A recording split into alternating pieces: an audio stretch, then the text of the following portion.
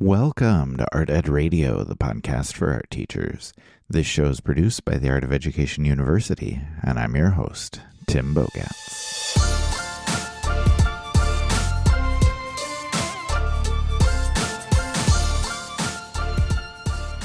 As a lot of people are headed back to school, I wanted to take some time today to talk about different ideas for the beginning of the year, or different things we can do with our classes to help our kids make some art at the beginning of the year, make them feel comfortable, hopefully even make them feel successful to start the year.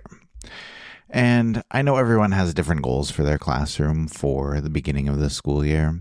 Some people want to get routines and procedures down immediately. Others just want kids to enjoy coming to the art room, having a great first experience. Some people want to have a mix of fun activities and discussion of what the school year will look like in the art room. But I'm hoping that some of our ideas we discussed today can be helpful for you, no matter where you are on that spectrum or where you are with your goals at the beginning of the year. Janet Taylor will be my guest today, and she has been collecting and sharing a lot of her best beginning of the year ideas on her Instagram account. We'll link to it in the show notes, don't worry. And of course, we could go through things with quick, half-hearted explanations, but if you listen to this regularly, you know that's not how Janet and I roll. We're going to go in depth. We're going to fully explain our ideas. We're going to share our reasoning behind why we do what we do. Probably go off on a couple of tangents, but really give you a good idea of everything that we are doing and why we are doing it. So I'm going to get out of the way and get the discussion going with Janet.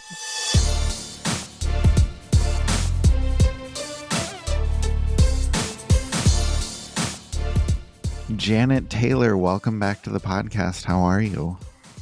Hi, Tim. I am doing just fine. Good. Period. Good. That's fair. You know what? Great. I'm doing great. You were going back to school this week, and so just fine, Yes. period, is good enough. How are you feeling about the start of the school year? Well, up until this point, I've been a little bit in denial, let's say. That would be my word I would use. It was really funny because I shared this on Instagram, like a little reel about my denial of my summertime and how I always think like, oh, I'm going to get all this stuff done in the summer. And I never, but this summer, I literally felt like I was like, okay, I am going to get these things done. And then I just didn't. I just couldn't do it. I found myself not being able to physically bring myself to go to school and do the things I need to do. So I posted this on Instagram about this, and it was so funny how many teachers, like veteran teachers especially, were like, yeah, that's how I was this summer. I just was in this like feeling the same way. Yes, like just being present with their families, being present with, vacation or whatever it was they were doing. And they were like, yeah, that's the same. And I was like, okay, maybe this is the year for that. But I mean, in general, like I'm really excited, Good. Yeah. I think I've been in denial. I'm moving forward into excitement.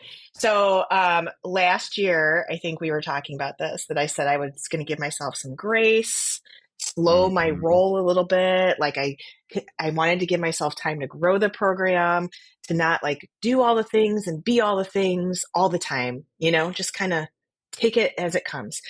And well, now it's like my second year moving into this new school. So last year was a new school for me. This year it's not. So I know I have like returning students that I've already made relationships with, which really excites me. Right. Yes. And I have like my space, which was glorious when I walked in there last year, but it's even more so like getting to be more me. So that feels good to come back to, And I think like having that motto of slow my roll and give myself grace did actually very well for me last year and helped me keep that more stable mindset as we moved into this year. Like this summer, I think I felt like I could take off from not worrying about things because I was like already in this better mind space, So I don't know. Ask me next week when we chat again. I might be a totally different story, but yeah. Yeah, no, it's good to have a little excitement.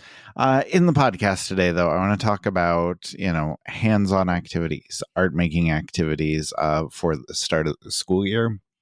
And, I've talked a lot on here on the podcast about making sure that you're not just like reading your syllabus the first day, because everybody reads their syllabus the first day and you got to do something a little bit different. But I just love your perspective on that. Like, why, for you, like, why are hands-on activities important to do at the beginning of the year? Yeah. So, I mean, I teach high school, and I remember earlier on in my career that it was like an expectation, that you read the Mm-hmm. syllabus. You Yeah. had to do that. Yes. And I just dreaded that myself. Like, I still do. I Right. don't want to Like, I do don't even that. want to go That's over this. Like, why would the kids no, want to no. if I don't It's, even want to do it? and they're not listening anyway, like they Yeah. go from class to class hearing the same thing. And it's like the Peanuts, Oh like yeah. the Peanuts Wah teachers. wah wah wah wah wah. Yeah. I feel like sometimes when I'm talking like that, I hear myself as that even. Like, there's no way kids are going to want to be there. And, so basically I want them to be at school, right? I want them to get Mm-hmm. excited about what they're going to learn. I want them to have like really tactile experiences right away. I think that's like a Yes. very sensory thing and a good memory, like core memory. I mean, I think you can do activities first day at all levels, right? Mm-hmm. I'm just Mm-hmm. speaking from my high school experience. Like, I get that there are constraints for, what you have to unload at a time, but I have come to adopt the philosophy that if I'm making art on day one, I am going to also teach my procedures and expectations in Mm-hmm. small little chunks along the Yeah. way, Yeah. right? So, like, I start off with kind of my non negotiables that are for me that are more overarching for the semester. So, but are still important on day one. Yes. Like, don't talk when I'm talking or when others are talking. I Like, was you're gonna say not allowed to that's talk, that's right? rule number one for me. Like, Right? don't Right? talk Like while I'm that's just it. talking. Like that's Yeah. first thing, right? And then, I teach jewelry metals mostly. So there's a lot of like crazy tools and stuff in there. So Yeah. I always say, like, if you don't know how to use something or haven't been told that you can use something, even if it's a bin of cut paper, like Mm-hmm. you need to ask first. That is a rule, right? Yeah. And then I usually show them, like, I have a projected daily agenda. So I always kind of say, this, you walk in here, here's my agenda. This is what it looks like every day you walk in here. We go through X, Y, and Z. That's that. So, like, really short and sweet. And then I feel like the rest of that stuff comes when you are actually teaching stuff Right. and modeling it. And then kids are actually experiencing it in the moment. And Rather than we just know, hearing about it. Yes. right, Yes. right. We know that that's like they learn best by doing. So, Mm-hmm. so yeah, it seems like why talk through all that stuff and instead get in there. And I want to focus always on like when they walk in, they're usually pretty scared, right? I really think they're Mm-hmm. nervous. Like art, you Mm-hmm. think would be the place where they're like, yes. But I think a lot of them are scared of what they can't do or Yes. comparisons and that Absolutely. kind of stuff, right? Absolutely. So I always think too, like when you start off, always doing things that focus on creativity, some sort of social collaboration, or building that like fun environment, relaxing Mm-hmm. them, and ways to like level the playing field, right? So Yes. like jewelry metals, I look out because I think most kids don't have that experience. So that's a pretty Right. good solid start, right? Right. They don't know what they're doing. But letting them figure out ways to or showing them ways that they can shine in different capacities in art class, that it's not just about like, oh, who can draw the best or the most realistic drawing. I think you and I are aligned on that. We're going to talk about our specific activities that we do, but mine are very much about those things where, like you said, leveling the playing field, making sure that it's low pressure because kids are scared when they come in. And, just Yeah. I'll talk to a little bit later about what I do to kind of ease kids in and make them feel comfortable on the first few days of class. So we can chat about that a little bit more in just a minute. But I want to ask you, when we do sort of get to know each other activities, like those can be important, but they can also be really cringe. Like people can really, really hate them. So like how do you let kids get to know each other? How do you let them interact, but do it in a way that seems authentic and seems like part of what you would otherwise be doing rather than like the really cheesy icebreakers that nobody Oh wants to my be a part gosh. of? Yeah. So as I move into my institute days this week, I'm thinking a lot about how, we'll be sitting there like, we're going to model today, like turn to your partner and shoulder talk or whatever. And I'm always like, oh no. So all the things that we don't want to do ourselves, I'm like, Yeah. I don't want to make my students do that. Yep.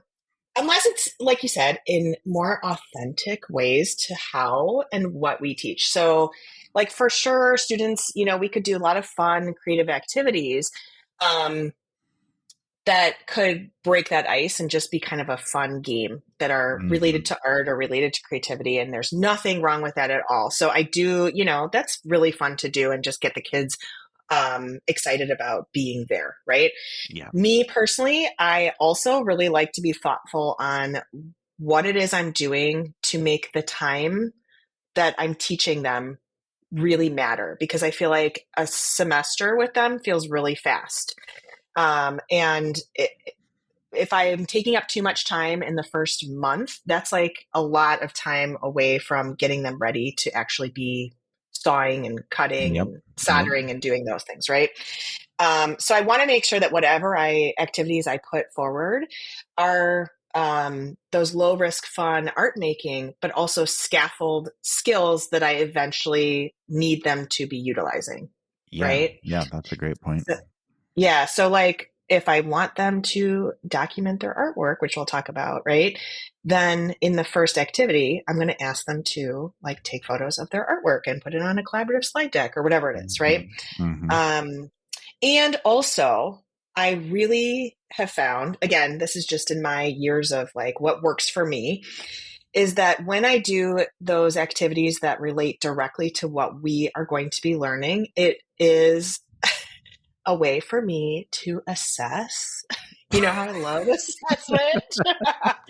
And I know everybody like freaks out when I say that. Just don't turn off the podcast right now. But, like seeing where their baseline is, right? Even Yeah. in the Yeah. creativity department, you can see like, or imagination, you can see like, can they think outside the box? Do they need extra supports? Like, what is that going to look like as we move into um, more technical types of things, right? Hmm. Hmm. I don't I know. like that. So But, yeah, yeah. like only you, Janet, would think about first day activities. You're like, you know what? This is a great opportunity for assessment. Okay, I'm just going to say, I always say this, but it's like, that's the thing about assessment that everybody freaks out because they only think about like rubrics. I'm not even thinking about rubrics. I'm just like, Yeah. Yeah. assessment is just what we do. It is what you're already doing. Okay. All right. That's my No, plug. I think that's good. And no, we talk about that with like finding a baseline, but so many people do that portrait project with what's a self-portrait look like on day one? What's it look like at the end Hmm. of the semester? That's exactly what we're talking about, just in Yeah, different forms. And so exactly. even though I poke fun, it is legitimately something that you can start thinking about and start doing. So okay, we need to get to the exciting part of this podcast, which is the our favorite first day or beginning of the year activities. Not necessarily the first day, but over the course of the first couple of weeks when you're seeing kids. Hmm. I asked you to bring a few of your favorites. I have a couple of my favorites. So, would you like to start talking about your first favorite activity for the first days of school? Sure. Okay, so this is what I call like extension of me or you, because it's like a drawing prompt, but also kind of a collaborative discussion kind of a thing. Sometimes I'm like, I hate that title, so I want to change it to like replacement parts, or I don't know. I'm always coming up with ways to change the titles, but Unless it has alliteration, it's just not good enough for me. It's But not anyway, doing it for you. Yeah. yeah, yeah. But anyway, so this is an adaptation that so Matt Milkowski and I had done years ago, which is like a post-it portraits, and where you Hmm. can hold a little post-it, give them a post-it, they can draw the portrait of the person across Yes. from them, hold it up, take a photo, and like a um, gosh, my brain is not working. The forced perspective with the photos, Yeah. right? Yep. Okay, so in this one, kids are given a blank square with a symbol on it that kind of puts them into a pair that they're not expecting, right? Yes. Um, and you could have them like interview each other, but I decided instead I wanted them to focus really on like close listening and give, because they'll interview each other and they'll be like, so what's your favorite color? What sport Right. do you like? And then they're like basketball, and then that's it. And then the um, conversation's over and they're it's looking just around done. like, what do we do Yeah, next? right, right. So, what I have them do is actually prepare a storytelling. I don't give them time to really prepare. I just have them think about it. Hmm. And I usually have a prompt, maybe three different prompts to choose from, about to like get them to think about a story to tell. One might be like, what's your superpower if you had one? Or it could be like, what's something, um, what's something you did over the summer that really shows who you are. So like Hmm. more in depth kind of things like that, right?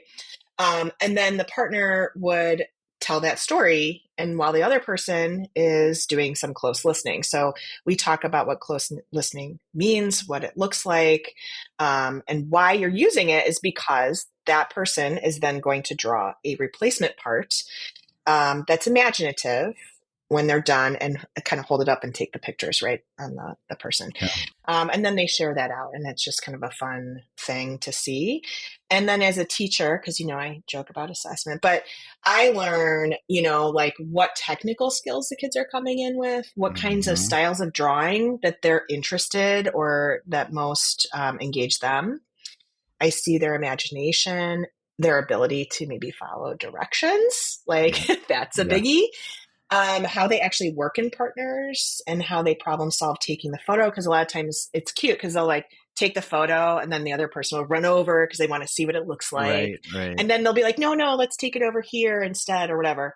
Um, so yeah, it's just like a fun thing to do. And they get to know each other at a very quickly at a deeper level, I'd say, which is nice. Yeah, it's not just surface level conversation. So I Yeah. like that idea. That's a good prompt. So my first idea is very much about making the kids feel comfortable. It's maybe not as hands on as some of the other stuff that I like to do, but I think it's important. I like to do a quiz about the teacher.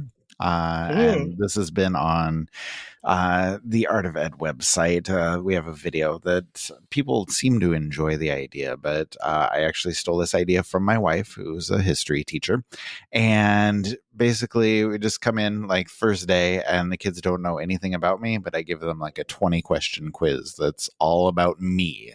So, and this is the way that they sort of get to know me. And so just have them guess like how old I am, how long I've been teaching, where I went to school, favorite types of art, things like that, but also just ridiculous question like how many pairs of shoes do I own and what did I have for breakfast today? And like, it's not a serious thing at all, but it's a good way for them to kind of get to know me, and it's kind of a fun one. Whoever gets the most right, I'll give them a prize the next time. So it's just kind of a different way to introduce myself. So that's kind of a fun one that I like to do with them. And then along those same lines, we were talking about kids coming in being scared, or like feeling very uncomfortable, very nervous. And so I like to do a couple things to put them at ease. So I give everybody a note card and I have them write down just answers to a few questions that will introduce me to them a little bit, where just asking, hey, what year are you in school? Why did you sign up for this class? What do you want to learn? Mhm. What do you struggle with, or what are your challenges when it comes to art? Things like that. But again, also some ridiculous questions too about, their favorite snack or what they like to do on the weekends or whatever. Just have them write them down. And then I will also ask them for recommendations too. So I'll say, hey, tell me like your favorite thing to watch on YouTube, or what is a song you think I should listen to, or what is a movie you think I should watch. And so I get to know them a little bit through those answers as well. And when there are connections there, can talk about those the next week. Hey, I listened to that song you recommended. It was really good. Gives us a good conversation starter. So that's a fun one. And then at the bottom of that note card, I have them ask questions. So I have them write down questions for me, and they can be about anything. It can be about,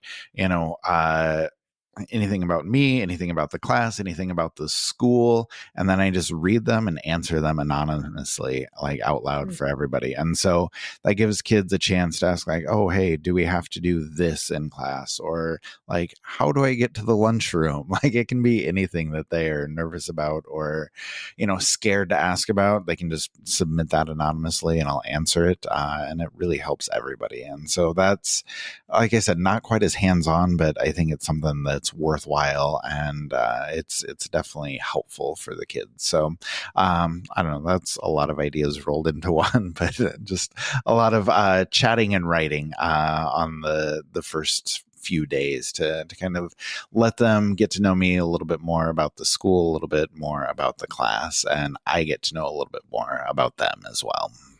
So, That's so smart. I mean, you can like really break that up little bits every day, even, yeah, Um, absolutely.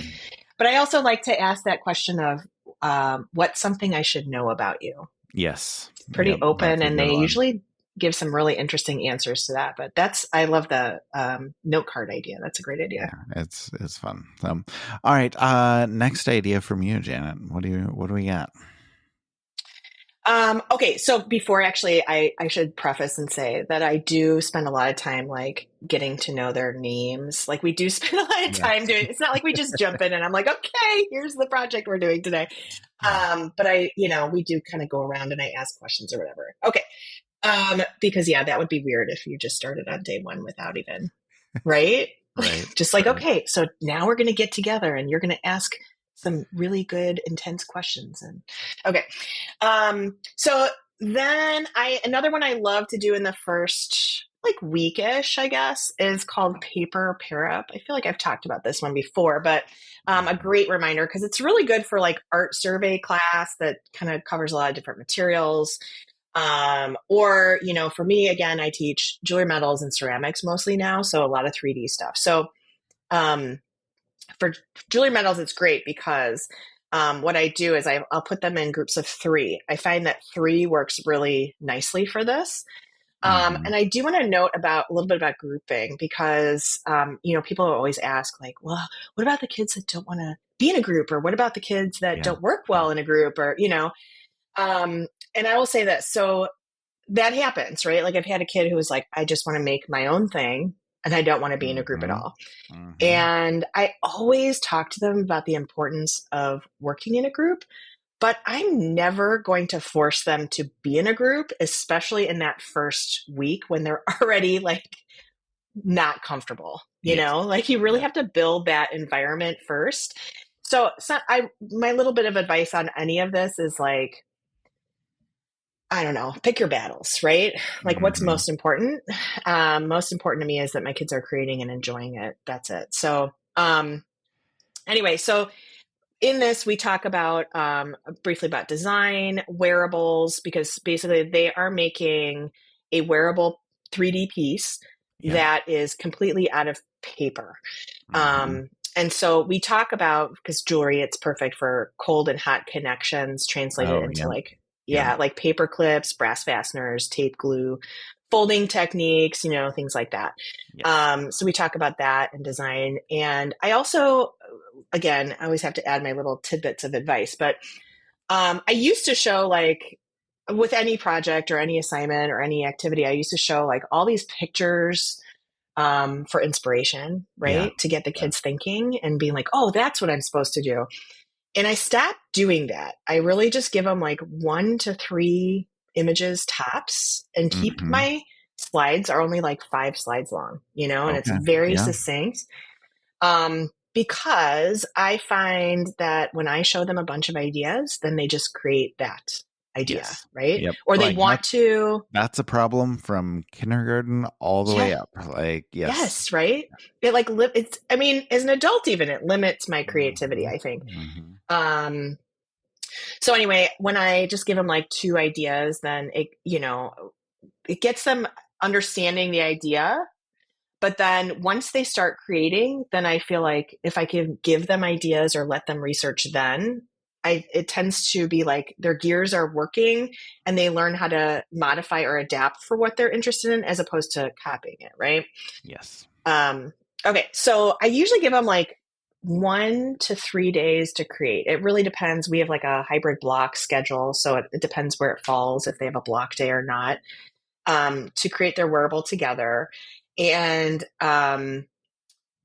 it's really fun to watch because you can see how they approach creating, which is Mm-hmm. interesting to me, right? And Mm-hmm. I do kind of briefly talk about it so that they understand that there's no right or wrong way to approach this.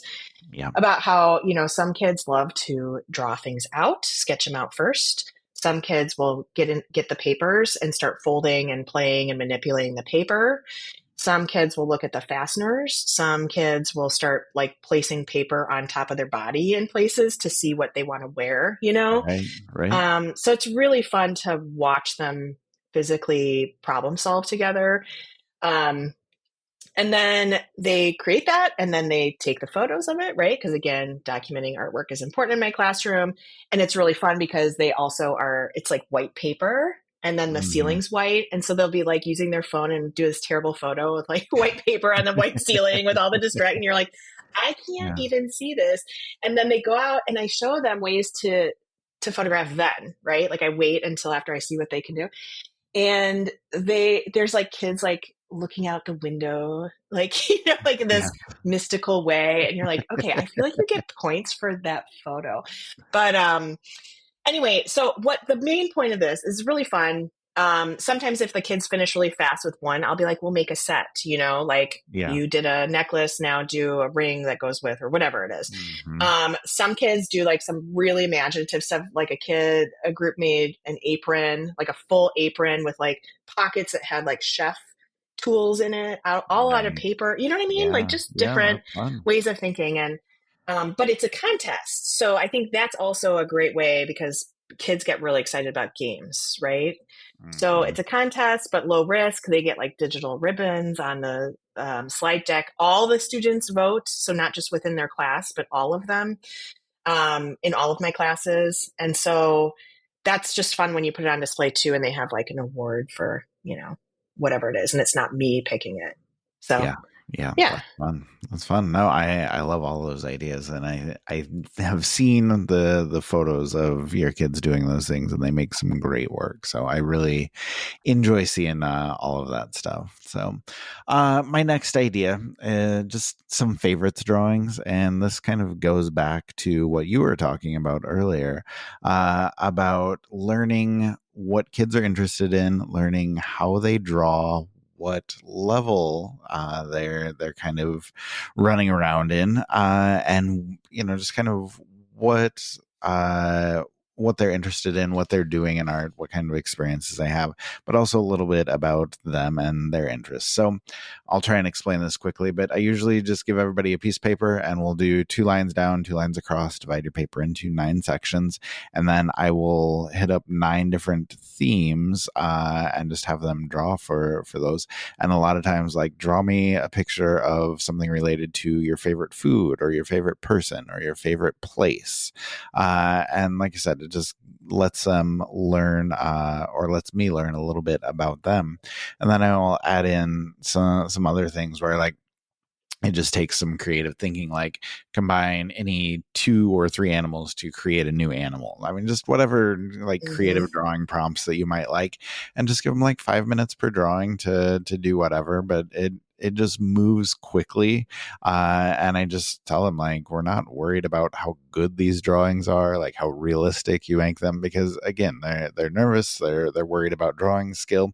And so I emphasize that point that these are quick drawings. We are having fun with these and just kind of doing some enjoyable drawing for the first day. And you can stretch that out as little or as much as you want with whatever prompts you want, but just asking them, like I said, to share some of their favorite things to do on the weekends, or a picture that draw a picture that relates to your favorite music or your friends or your pets or whatever. Like I said, just learning a little bit more about them with some low pressure drawing. You can kind of see where they are, you can see what they're interested in, and it's very helpful, very simple to do. So that's kind of a fun one as well.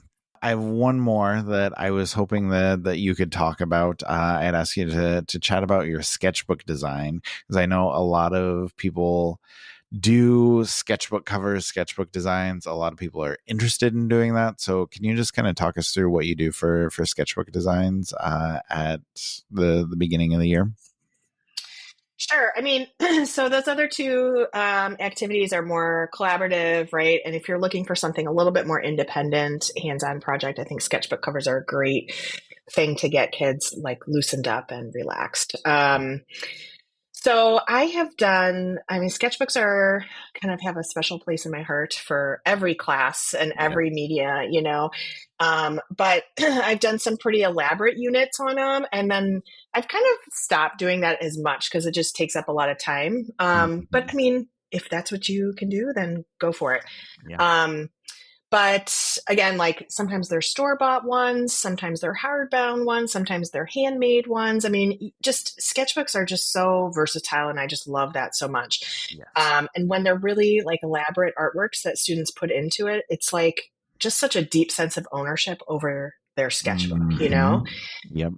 In even the quick ones, they still have a lot of ownership, I feel like, but the purpose of that sketchbook kind of changes a little bit. It's more about the learning and having a place to house that learning versus having it more precious. Yeah.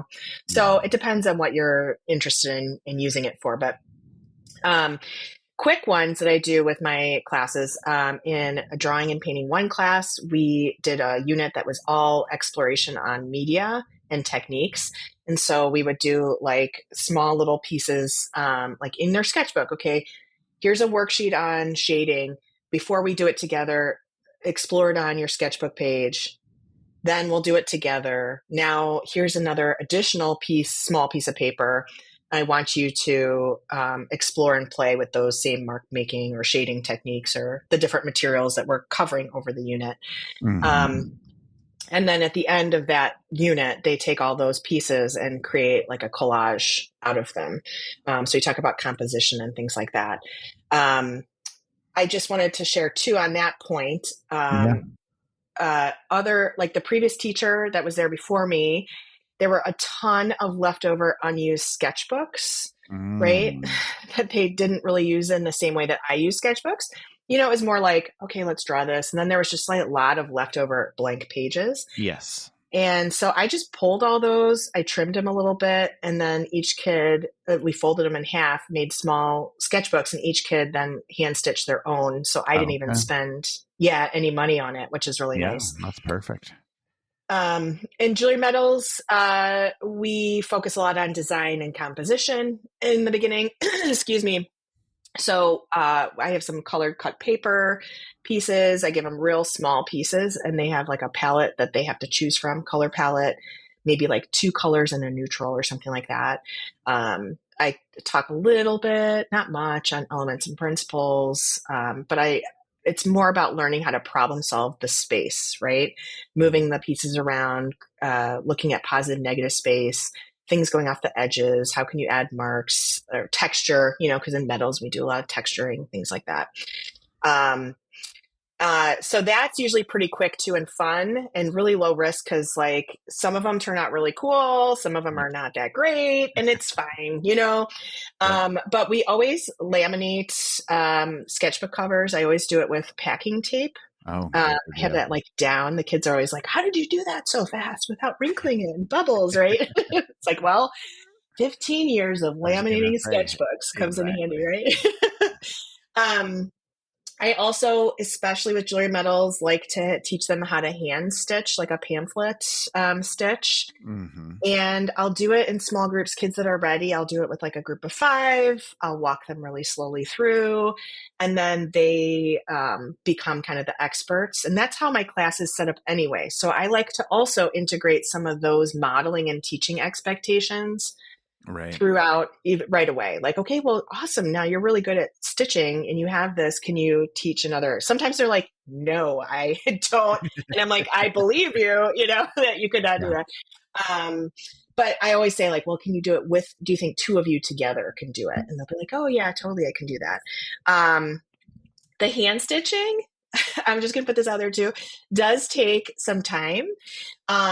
It's amazing to me how engaged they are with hand stitching Yeah. pamphlet books, Okay. but they really struggle following directions. So the speed at which I have to like work through that with them is phenomenal to me. It feels like a snail's pace, Yeah. But jewelry metals is like really pretty technical. There's a lot of technical stuff and following directions. So I think it's really interesting to see that baseline, so I know what I need to, like how fast or slow I need to teach each of those Yeah. skills. Now, Janet, to wrap it up, I always love to have guests give advice, as you know.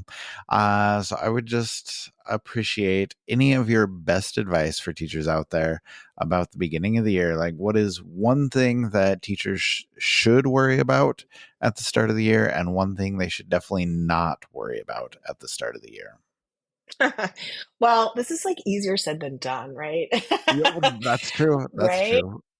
Okay, so what I think the most important thing to actually worry about, and I don't want to say worry, but to make a priority, right? Yes, to Um, prioritize. Good. yeah, to prioritize is really just about creating your warm and welcoming environment and setting the Mhm. stage and taking that time to really observe your students and address their needs in real time. Like I always say, doesn't matter how many years I've been teaching, the first day of school with students feels like kindergarten for me. Like I'm so excited. I probably talk way too much. I've had too much coffee, and they walk in, they're like, and I'm like, hi, like here I am. But I think it's just that piece is like, as soon as the kids come in, I feel like I'm relaxed again. It's like, Yeah, yes, this is right. This is where it should be. So I feel like that should always be the priority at that point. And then kind of going into what not to worry about on that, right, is to not worry about being perfect, right? hmm, Like your classroom doesn't need to be perfect. Your lessons, they don't need to be perfect. What needs to happen is that you are excited for them to be there. hmm. You are really welcoming and learning about them and making them feel comfortable, because with that all those other things fall into place. Absolutely. Absolutely. No, Yeah. that's great advice. And I think you're so right. If you can just make kids feel comfortable, help them be excited about what's going to happen in your classroom, and just sort of put your authentic self forward, the rest of those things are going to take care of themselves eventually. So I think that's some great advice on what to concern yourself with, not what to worry about, but what to Right. prioritize, what to prioritize at the beginning of the year. So Yeah. thank you, Janet. Thanks, Tim. Appreciate it. Okay, thank you to Janet. I appreciate her coming on, and as always, I appreciate her sharing all of her ideas. I just want to send best of luck to everyone as you are starting this school year. I know it's always a mix of emotions as you go back to school. You're feeling all of the feelings all at once, but I hope that things are going well for you as you're back working with students. And I hope that the podcast today can give you some ideas that will be helpful to you as you are working toward your goals for your classroom at the beginning of the year.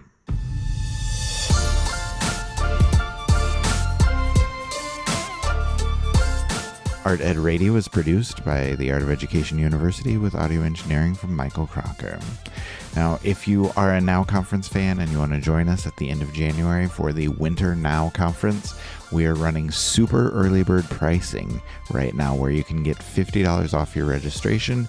Use the code WINTER99 at checkout for $50 off, and you can attend the Winter Conference for just $99.